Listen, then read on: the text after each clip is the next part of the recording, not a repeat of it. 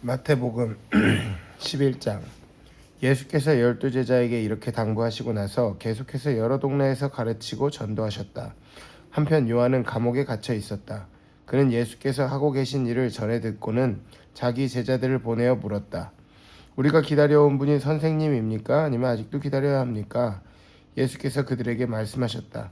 가서 지금 벌어지고 있는 일을 요한에게 말하여라. 눈먼 사람이 보고, 저는 사람이 걷고, 나병 환자가 깨끗해지고, 귀먹은 사람이 듣고, 죽은 사람이 살아나며, 이 땅에 불쌍한 사람들이 하나님께서 자기들 편임을 깨달는다. 이것이 너희가 기대하던 것이냐? 그렇다면 너희야말로 가장 복된 사람인 줄 알아라. 요한의 제자들이 보고하러 떠나자 예수께서 무리에게 요한에 대해 말씀하셨다. 그를 보러 광야로 나갈 때에 너희는 무엇을 기대했더냐? 주말을 쉬러 나온 사람이더냐? 아닐 것이다. 그럼 무엇이냐? 멋진 양복을 차려입은 교주더냐? 광야에서는 어림도 없다. 그럼 무엇이냐? 예언자냐? 맞다. 예언자다. 너희 평생의 최고의 예언자일 것이다. 그는 예언자 말라기가 내가 내 예언자를 앞서 보내어 내 길을 평탄하게 만들 것이다 라고 말한 그 예언자다. 지금 무슨 일이 벌어지고 있는지 내가 말해주겠다. 역사상 어느 누구도 세례자 요한보다 나은 사람이 없다. 그러나 그가 너희에게 준비시킨 천국에서는 가장 낮은 사람이라도 요한보다 앞선다. 오랫동안 사람들은 스스로 하나님 나라에 들어가려고 애써왔다.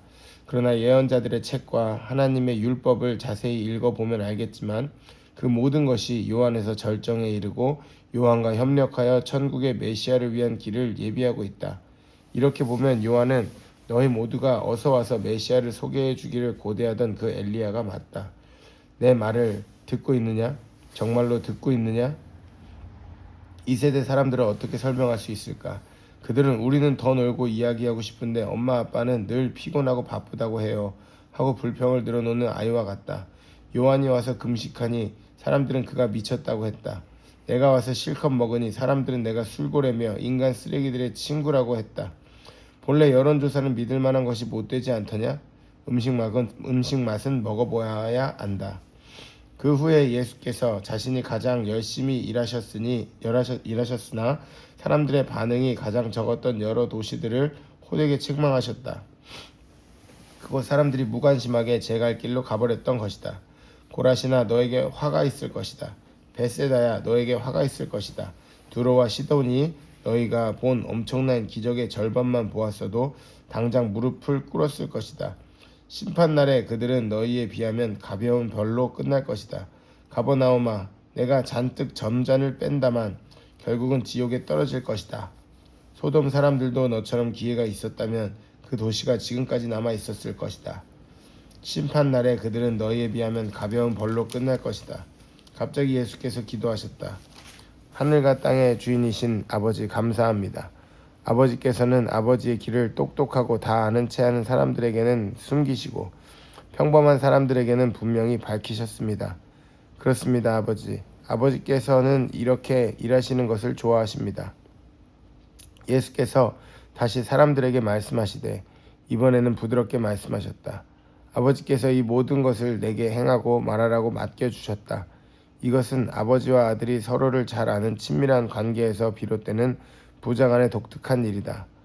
아무도 아버지가 아는 것처럼 아들을 아는 이가 없고 아들이 아는 것처럼 아버지를 아는 이가 없다. 하지만 나는 이것을 나 혼자만 누릴 생각이 없다. 누구든지 들을 마음만 있으면 나는 차근차근 가르쳐 줄 준비가 되어 있다. 너희는 피곤하고 지쳤느냐? 종교 생활에 탈진했느냐? 나에게 오너라. 나와 함께 길을 나서면 너희의 삶은 회복될 것이다. 내가 너희에게 제대로 쉬는 법을 가르쳐 주겠다. 나와 함께 걷고 나와 함께 일하여라. 내가 어떻게 하는지 잘 보아라. 자연스러운 은혜의 리듬을 배워라. 나는 너희에게 무겁거나 맞지 않는 짐을 지우지 않는다. 나와 함께 있으면 자유롭고 가볍게 사는 법을 배울 것이다. 12장. 어느 안식일에 예수께서 제자들과 함께 곡식이 무르익은 밭 사이를 거닐고 계셨다. 제자들이 배가 고파 곡식 이삭을 따서 씹어 먹었다. 바리새인들이 그 일을 예수께 일러 바쳤다. 당신의 제자들이 안식일 규정을 어기고 있습니다. 예수께서 말씀하셨다. 정말이냐? 너희는 다윗과 그 동료들이 배고플 때에 한 일을 읽어보지 못했느냐? 그들이 성소에 들어가서 제사장들 외에는 아무도 먹지 못하게 되어 있는 제단에서 갓 물려낸 빵을 먹지 않았느냐? 또 너희는 성전에서 직무를 수행 중인 제사장들이 매번 안식일 규정을 어기는데도 죄가 되지 않는다는 것을 하나님의 율법에서 읽어보지 못했느냐? 여기에는 종교 이상으로 훨씬 많은 문제가 걸려 있다.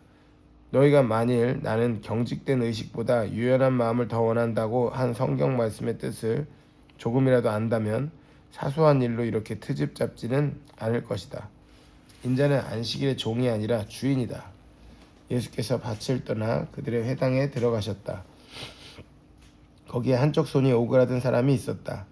그들은 예수께 안식일의 병을 고치는 것이 율법에 맞습니까? 하고 물었다. 예수를 함정에 빠뜨리려고 했던 것이다. 예수께서 대답하셨다. 여기에 혹시 자신의 어린 양 한 마리가 골짜기에 떨어졌는데 안식일이라고 해서 그 어린 양을 끌어내지 않을 사람이 있느냐? 하물며 인간에게 친절을 베푸는 것이 짐승에게 친절을 베푸는 것만큼이나 율법에 맞지 않겠느냐? 그러고 나서 예수께서 그 사람에게 말씀하셨다. 내 손을 내밀어라. 그가 손을 내밀자 그 손이 다 나았다. 바리새인들은 발끈해 나가서는 예수를 파멸시킬 방도를 흥분하며 이야기했다. 예수께서 사람들이 자기를 붙잡으려는 것을 아시고 다른 데로 가셨다. 많은 사람들이 따라왔고 예수께서는 그들을 다 고쳐주셨다. 또 그들에게 소문을 내지 말라고 당부하셨다. 이사야가 기록한 대로 하시는 것이다. 내가 신중히 택한 종을 잘 보아라. 나는 그를 한없이 사랑하며 기뻐한다. 내가 내 영을 그 위에 두었으니 그가 모든 나라에 정의를 선포할 것이다. 그러나 그는 소리 지르거나 목소리를 높이지 않으며 길가에서 소란을 피우지 않을 것이다. 그는 누구의 감정도 짓밟지 않으며 너희를 궁지에 몰아넣지도 않을 것이다.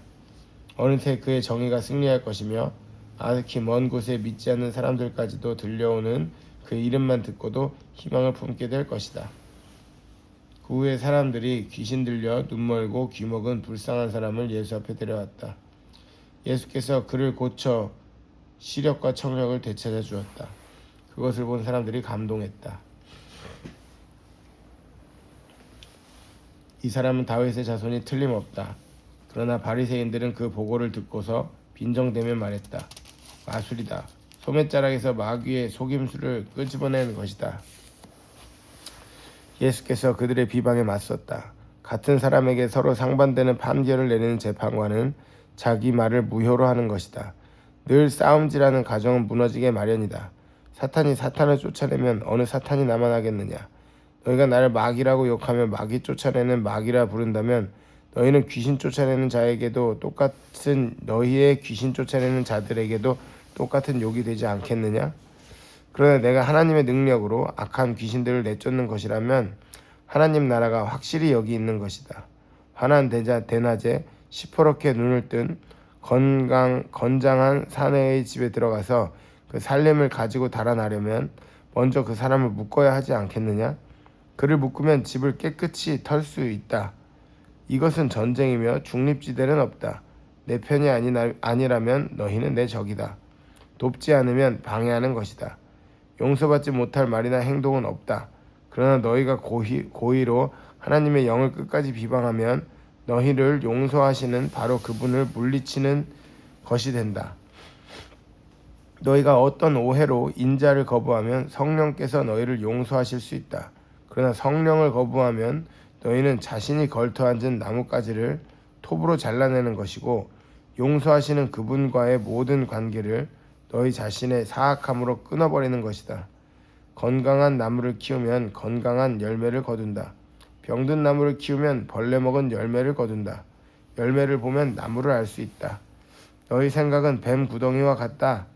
너희 생각이 그렇게 더러운데 어떻게 너희 말이 온전할 수 있겠느냐? 너희 말에 의미를 부여해 주는 것은 사전이 아니라 너희 마음이다. 선한 사람은 철마다 선한 행실과 선한 말의 열매를 맺는다. 악한 사람은 과수원의 마른 병과 같다. 내가 너희에게 말한다. 이 부주의한 말 한마디 한마디가 되돌아와서 너희를 괴롭힐 것이다. 결산의 날이 올 것이다. 말에는 막강한 힘이 있다. 말의 신중을 기하여라. 말이 너희를 구원할 수도 있고 너희를 저주할 수도 있다. 나중에 종교학자와 바리새인 몇 사람이 예수를 찾아왔다. 선생님, 당신의 신임장을 보고 싶습니다. 하나님이 함께 하시는 일이라는 확실한 증거를 보여주십시오. 기적이라도 보여주시죠. 예수께서 말씀하셨다. 너희가 증거를 찾고 있으나 엉뚱한 증거를 찾고 있다. 너희는 너희의 호기심을 만족시켜주고 기적에 대한 너희의 욕망을 채워줄 무언가를 바란다. 그러나 너희가 얻게 될 유일한 증거는 증거처럼 여겨지지 않는 요나의 증거뿐이다. 사흘 밤낮을 물고기 뱃속에 있었던 요나처럼 인자도 사흘 밤낮을 깊은 무덤 속에서 지낼 것이다. 심판날에 니느웨 사람들이 일어나 이 세대를 정죄할 증거를 내놓을 것이다. 요나가 설교할 때 그들이 자신들의 삶을 고쳤기 때문이다. 요나보다 더 큰 설교자가 여기 있는데도 너희는 증거를 따지고 있다. 심판날에 시바 여왕이 앞에 나와서 이 세대를 정죄할 증거를 제시할 것이다. 여왕이 지혜로운 솔로몬의 말을 들으려고 먼 땅 끝에서부터 찾아왔기 때문이다. 솔로몬의 지혜보다 더 큰 지혜가 바로 너희 앞에 있는데도 너희는 증거 운운하며 억지를 부리고 있다. 사람에게서 쫓겨난 더러운 악한 귀신은 광야를 이리저리 떠돌며 자기가 들어갈 만한 오아시스 곧 순진한 영혼을 찾아다닌다. 아무도 찾지 못하면 귀신은 내가 전에 있던 소굴로 돌아가자 하고 말한다. 돌아가 보니 그 사람은 흠 하나 없이 깨끗한데 텅 비어 있다. 그래서 악한 귀신은 달려가서 자기보다 더 악한 귀신을 7이나 끌어모아서는 다 함께 그 사람 안에 들어가 난장판을 벌인다. 결국 그 사람의 상태는 깨끗함을 받지 않았던 처음보다 훨씬 나빠진다. 바로 이 세대가 그렇다. 너희 생각에는 너희가 삶의 쓰레기를 치워내고 하나님 앞에 준비된 것 같을지 모르나 너희는 내 나라의 메시지를 순순히 받아들이지 않았다. 이제 온갖 마귀가 다시 들어오고 있다. 예수께서 아직 무리에게 말씀하시고 있는데 그분의 어머니와 형제들이 나타났다. 그들이 밖에서 예수께 말을 전하려고 했다. 누군가 예수께 말씀드렸다. 선생님의 어머니와 형제들이 이야기하려고 밖에 있습니다. 예수께서 직접 답하지 않고 이렇게 말씀하셨다. 내 어머니와 형제들이 누구라고 생각하느냐? 그러고는 제자들을 향해 손을 내미셨다. 잘 보아라. 이들이 내 어머니요 형제들이다. 순종이 피보다 진하다. 내 하늘 아버지의 뜻에 순종하는 사람이 내 형제요 자매요 어머니다. 13장. 같은 날 예수께서 집에서 나가 해변에 앉으셨다. 순식간에 바닷가를 따라 무리가 모여들어 예수께서 할 수 없이 배에 오르셨다. 예수께서 배를 설교단 삼아 회중에게 여러 이야기를 들려주셨다. 너희는 어떻게 생각하느냐? 어떤 농부가 씨를 뿌렸다. 씨를 뿌리는데 덜어는 길 위에 떨어져서 새들이 먹어버렸다. 덜어는 자갈밭에 떨어져서 금세 싹이 났으나 뿌리를 내리지 못해 해가 나자 곧 시들어버렸다. 덜어는 잡초밭에 떨어져서 싹이 났으나 잡초가 짓눌러버렸다. 덜어는 좋은 땅에 떨어져서 농부가 생각지도 못한 큰 결실을 맺었다. 너희는 듣고 있느냐? 정말로 듣고 있느냐? 제자들이 다가와서 물었다. 왜 이야기로 말씀하십니까? 예수께서 대답하셨다. 너희에게는 하나님 나라를 아는 깨달음이 주어졌다. 너희는 하나님 나라가 어떻게 되어가는지 안다. 그러나 이 선물, 이 깨달음은 누구한테나 있는 것이 아니다. 어떤 사람에게는 주어지지 않았다. 누구든지 준비된 마음이 있으면 언제라도 깨달음과 이해가 막힘없이 흐른다. 그러나 준비된 마음이 없으면 깨달음은 흔적도 없이 금세 사라진다. 내가 이야기로 말하는 것은 그런 이유에서다. 마음을 준비시키고 마음을 열어 깨닫도록 주의를 환기시키려는 것이다. 현재 상태로는 그들은 세상 끝날까지 쳐다보아도 보지 못하고 지칠 때까지 들어도 깨닫지 못한다. 내가 이사야의 예언을 굳이 반복해서 말할 필요가 있겠느냐? 너희 귀가 열렸으나 하나도 듣지 못하고 눈을 떴으나 하나도 보지 못한다. 이 사람들은 머리가 꽉 막혔다. 그들은 듣지 않으려고 손가락으로 귀를 틀어막는다. 보지 않으려고 나와 얼굴을 맞대지 않으려고 내 치유를 받지 않으려고 두 눈을 질끈 감는다. 그러나 너희는 하나님이 복 주신 눈, 곧 보는 눈이 있다. 하나님이 복 주신 귀, 곧 듣는 귀가 있다. 예언자와 겸손하게 믿는 이들을 비롯해 많은 사람들이 너희가 지금 보는 것을 보고 너희가 지금 듣는 것을 들을 수만 있었다면 그 무엇도 마다하지 않았을 텐데 그럴 기회가 없었다. 농부가 씨를 뿌리는 이 이야기에서 배워라.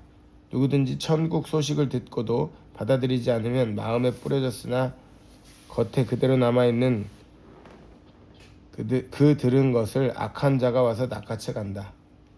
이것이 농부가 길 위에 뿌린 씨다. 자갈밭에 떨어진 씨는 듣는 즉시 뜨겁게 반응하는 사람이다. 하지만 성품에 토양이 없다 보니 감정이 식거나 어려움이 닥치면 아무 쓸모가 없게 되고 만다. 잡초밭에 떨어진 씨는 천국 소식을 듣기는 듣지만 세상 모든 것을 갖고 싶고 더 얻으려는 염려와 망상의 잡초 때문에 숨이 막혀서 아무 소득이 없는 사람이다. 좋은 땅에 떨어진 씨는 그 소식을 듣고 받아들여서 생각지도 못한 큰 결실을 맺는 사람이다. 예수께서 또 다른 이야기를 들려주셨다. 하나님 나라는 자기 밭에 좋은 씨를 심은 농부와 같다. 그날 밤 품꾼들이 자는 동안에 그의 원수가 밀밭 사이사이에 엉겅퀴를 뿌리고는 동트기 전에 자취를 감추었다. 푸른 싹이 처음 나고 나달이 연글려고 할 때의 엉겅퀴도 함께 나왔다. 일꾼들이 농부에게 와서 말했다. 주인님, 좋은 씨만 가려서 심지 않았습니까? 이 엉겅퀴는 어디서 왔습니까? 주인은 원수가 그랬구나 하고 대답했다. 일꾼들은 엉겅퀴를 뽑을까요? 하고 물었다. 주인이 말했다. 아니다. 엉겅퀴를 뽑다가 밀까지도 뽑아버리겠다. 그냥 추수 때까지 같이 자라게 두어라. 그때 내가 추수하는 사람들에게 엉겅퀴는 뽑아 따로 묶어 불사르고 밀은 거두어 곳간에 넣으라고 하겠다. 또 다른 이야기다. 하나님 나라는 농부가 심은 솔씨 하나와 같다. 솔씨는 씨로서는 아주 작지만 세월이 가면 독수리들이 그 안에 둥지를 틀 만큼 큰 나무로 자란다.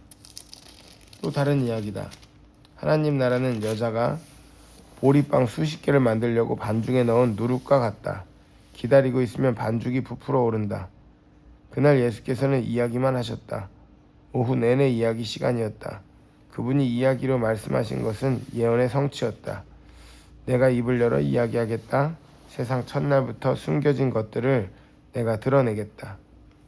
예수께서 회중을 돌려 보내시고는 집에 들어가셨다. 제자들이 들어와서 말했다. 밭의 엉겅퀴 이야기를 설명해 주십시오. 그래서 예수께서 설명해 주셨다. 좋은 씨를 뿌리는 농부는 인자다. 밭은 세상이고 좋은 씨는 천국 백성이다. 엉겅퀴는 마귀의 백성이고 엉겅퀴를 뿌리는 원수는 마귀다. 추수 때는 시대의 끝이고 역사의 끝이다. 추수하는 일꾼들은 천사들이다. 엉겅퀴를 묶어서 불사르는 장면은 마지막 막에 나온다. 인자가 천사들을 보내어 자기 나라에서 엉겅퀴를 뽑아 쓰레기장에 던지면 그것으로 끝이다. 그들은 높은 하늘에 대고 불평하겠지만 아무도 귀 기울이지 않을 것이다.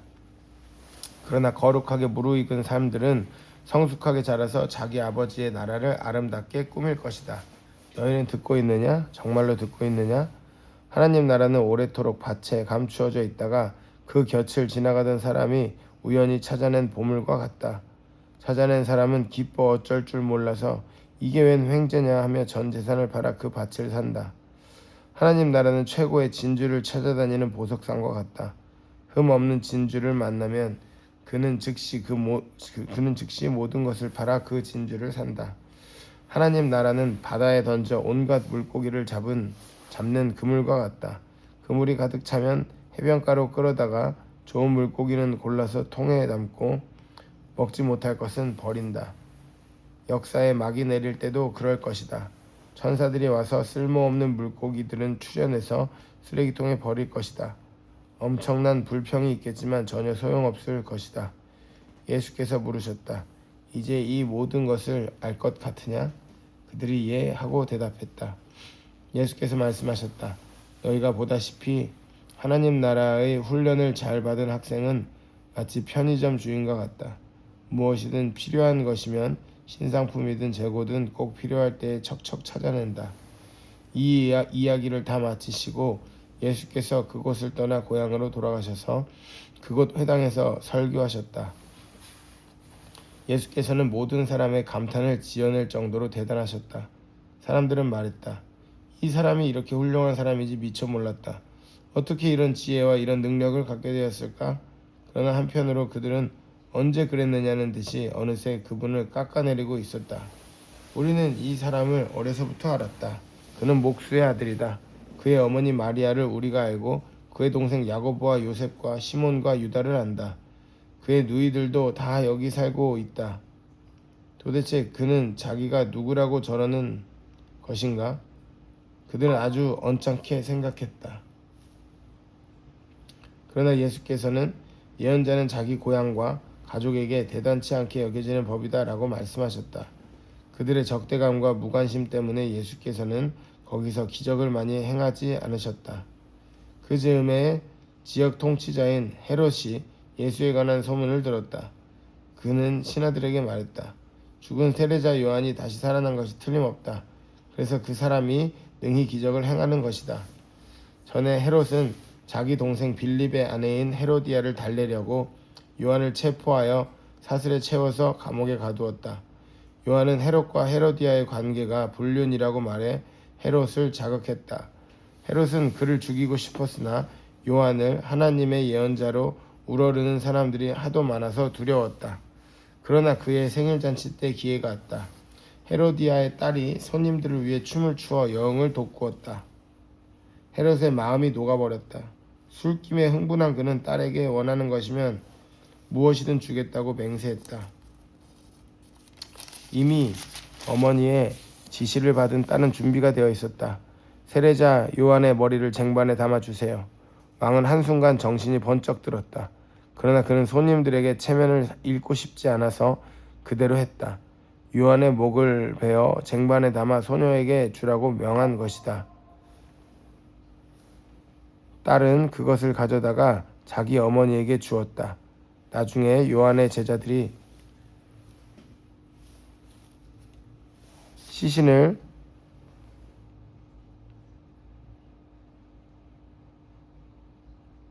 거두어 엄숙히 장례를 치르고는 예수께 알렸다. 예수께서 그 소식을 들으시고는 배를 타고 빠져나가 혼자 외딴 곳으로 가셨다. 그러나 허사였다. 그분을 본 사람이 있어서 금세 소문이 퍼졌다. 곧 인근 여러 마을에서 많은 사람들이 걸어서 호수를 돌아 그분이 계신 곳으로 왔다. 사람들이 오는 것을 보자 그분은 못내 불쌍한 마음이 들어 아픈 사람들을 고쳐주셨다. 저녁 무렵에 제자들이 예수께 다가와 말했다. 여기는 시골이고 시간도 늦었습니다. 사람들을 돌려보내 마을에 가서 저녁을 먹게 해야겠습니다. 그러나 예수께서 말씀하셨다. 보낼 것 없다. 너희가 저녁을 주어라. 그들이 말했다. 우리에게 있는 것이라고는 빵 5개와 물고기 2마리 뿐입니다. 예수께서 말씀하셨다. 이리 가져오너라. 그분은 사람들을 풀밭에 앉히셨다. 그리고는 빵 5개와 물고기 2마리를 손에 들고 하늘을 우러러 기도하시고 축복하신 다음 빵을 떼어 제자들에게 주셨다. 제자들은 다시 무리에게 음식을 주었다. 그들 모두가 배불리 먹었다. 남은 것을 거두니 12바구니가 되었다. 먹은 사람들이 5,000명쯤 되었다. 식사가 끝나자 예수께서 제자들을 재촉하여 배를 타고 먼저 건너편으로 가게 하시고 그동안에 사람들을 돌려보내셨다. 무리가 흩어지자 예수께서 산에 올라가 혼자 기도하셨다. 그분은 밤늦도록 거기 혼자 계셨다. 한편 배는 이미 바다 멀리까지 나갔는데 맞바람이 치면서 파도가 배를 세차게 때렸다. 새벽 4시쯤에 예수께서 물 위를 걸어 제자들 쪽으로 오셨다. 그들은 무서워서 꼼짝도 못했다. 유령이다. 그들은 겁에 질려 소리쳤다. 그러나 예수께서 얼른 그들을 안심시키셨다. 안심하여라. 나다. 두려워 마라. 베드로가 갑자기 담대해져서 말했다. 주님, 정말 주님이시거든 제게 물 위로 걸어오라고 명하십시오. 예수께서 말씀하셨다. 오너라. 베드로는 배에서 뛰어내려 물 위를 걸어서 예수께로 갔다. 그러나 발밑에 거세게 있는 파도를 내려다보는 순간 베드로는 용기를 잃고 물에 빠져들기 시작했다. 베드로는 주님 저를 구해 주십시오 하고 소리쳤다. 예수께서 지체하지 않으셨다. 손을 내밀어 그의 손을 잡으셨다. 그리고 말씀하셨다. 용기 없는 사람아, 어찌 된 것이냐? 두 사람이 배에 오르자 바람이 가라앉았다. 배 안에서 이 모든 것을 지켜보던 제자들이 예수께 경배하며 말했다. 이제 됐습니다. 주님은 하나님의 아들이 틀림없습니다. 돌아온 그들은 게네사렛에 배를 댔다. 사람들이 예수께서 오신 것을 알아채고는 근방에 두루 알려서 모든 병자들을 불러 모았다. 병자들은 그분의 옷자락을 만지게 해달라고 청했다. 그분을 만진 사람은 누구나 병이 나았다. 그 후에 예루살렘에서 바리새인과 종교학자들이 예수께 와서 흠을 잡았다. 당신의 제자들은 왜 제멋대로 규정을 어깁니까? 예수께서 바로 대받으셨다. 그러는 너희는 어째서 너희 규정을 빌미삼아 제멋대로 하나님의 계명을 어기느냐? 하나님은 분명히 너희 부모를 공경하라 하시고 또 누구든지 부모를 욕하는 사람은 반드시 죽여야 한다고 말씀하셨다. 그러나 너희는 부모에게 드려야 할 것이 있어도 부모 대신에 하나님께 예물로 바쳤습니다 말하면서 그 계명을 회피하고 있다. 그것이 어떻게 부모를 공경하는 것이라고 하겠느냐? 너희는 너희 규정으로 하나님의 계명을 무효로 만들고 있다. 이 사기꾼들아, 너희 같은 사기꾼들에 대해 이사야가 전곡을 찔러 잘 말했다. 이 백성이 입바른 말을 거창하게 떠벌리지만 그들의 마음은 딴 데 있다. 겉으로는 나를 경배하는 듯해도 진심은 그렇지 않다. 무엇이든 자기네 구미에 맞는 가르침을 위해 내 이름을 팔고 있을 뿐이다. 예수께서 무리를 불러놓고 말씀하셨다. 잘 듣고 마음에 새겨두어라. 너희 삶을 더럽히는 것은 너희가 입으로 삼키는 것이 아니라 너희 입에서 토해내는 것이다. 나중에 제자들이 와서 예수께 말했다. 바리새인들이 주님 말씀을 듣고는 얼마나 못마땅해 하는지 아십니까? 예수께서 무시해버렸다. 하늘에 계신 내 아버지가 심지 않으신 나무는 다 뿌리째 뽑힐 것이다. 내버려 두어라. 그들은 눈먼 사람을 인도하는 눈먼 사람이다. 눈먼 사람이 눈먼 사람을 인도하면 둘 다 구덩이에 빠지는 법이다. 베드로가 말했다. 잘 모르겠습니다. 쉽게 말씀해 주십시오. 예수께서 대답하셨다. 너희도 모르느냐? 우둔해지기로 작정이라도 한 것이냐? 무엇이든지 입으로 삼키는 것은 장어로 들어가서 결국 배설되는 것을 알지 못하느냐? 하지만 입에서 나오는 것은 마음에서 비롯된 것이다. 우리가 토해내는 악한 논쟁과 살인과 간음과 음란과 도둑질과 거짓말과 악담이 모두 마음에서 나온다. 바로 이런 것들이 너희를 더럽힌다. 어떤 음식을 먹고 안 먹고 손을 씻고 안 씻고는 전혀 상관없는 일이다. 예수께서 거기에서 떠나 두로와 시돈으로 가셨다. 그들이 도착하기가 무섭게 그 지방에 사는 가나안 여자가 다가와 간청했다. 다윗의 자손이신 주님, 불쌍히 여겨 주십시오. 제 딸이 악한 귀신에 들려 몹시 괴로워하고 있습니다. 예수께서 여자의 말을 무시하였다. 제자들이 다가와 불평했다. 여자가 우리를 귀찮게 합니다. 어떻게 좀 해주십시오. 성가셔 죽겠습니다. 예수께서 거절하시며 그들에게 말씀하셨다. 나는 이스라엘의 잃어버린 양을 대하는 것만으로도 바쁘다. 그러자 여자가 다시 예수께 와서 무릎을 꿇고 애원했다. 주님, 저를 도와주십시오. 예수께서 말씀하셨다. 자녀의 입에서 빵을 빼앗아 개들에게 던져주는 것은 옳지 않다. 여자가 재빨리 받았다. 옳습니다, 주님. 하지만 구걸하는 개들도 주인의 상에서 떨어지는 부스러기를 먹습니다. 예수께서 뜻을 굽히셨다. 여자야, 내 믿음이 남다르다. 내 소원대로 되었다. 그 즉시 여자의 딸이 나았다.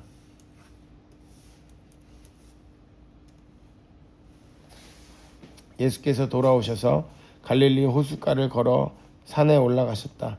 거기에 자리를 정하시고 사람들을 맞을 채비를 하셨다. 수많은 사람들이 중풍병자와 눈먼 사람과 다리를 저는 사람과 말 못하는 사람과 그 밖에 도움이 필요한 사람들을 예수께서 어떻게 하시나 보려고 그분 발 앞에 데려왔다. 예수께서 그들을 고쳐주셨다. 사람들은 말 못하던 사람이 말하고 다리를 저는 사람이 건강해지고 중풍병자가 걸어다니고 눈먼 사람이 사방을 둘러보는 것을 보면서 놀라워했다. 그들은 하나님께서 자기들 가운데 생생히 살아계심을 모든 사람에게 알렸다. 그러나 예수께서는 다 끝내신 것이 아니었다. 예수께서 제자들을 불러 말씀하셨다. 이 사람들을 보니 내 마음이 아프구나. 이들이 사흘이나 나와 함께 있었는데 이제 먹을 것이 없다. 배고픈 채로 가다가는 길에서 쓰러질지도 모르니 차마 보내지 못하겠다. 제자들이 말했다. 하지만 여기는 허허벌판인데 끼니가 될 만한 음식을 어디서 구하겠습니까? 예수께서 물으셨다.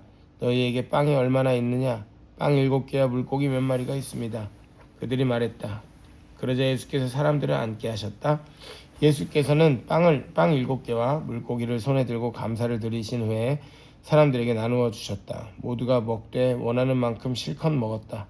남은 것을 거두니 큰 것으로 7바구니가 되었다. 4,000명이 넘는 사람들이 배부르게 먹었다. 예수께서 그들을 보내시고 나서 배에 올라 마가단 지방으로 건너가셨다. 아멘.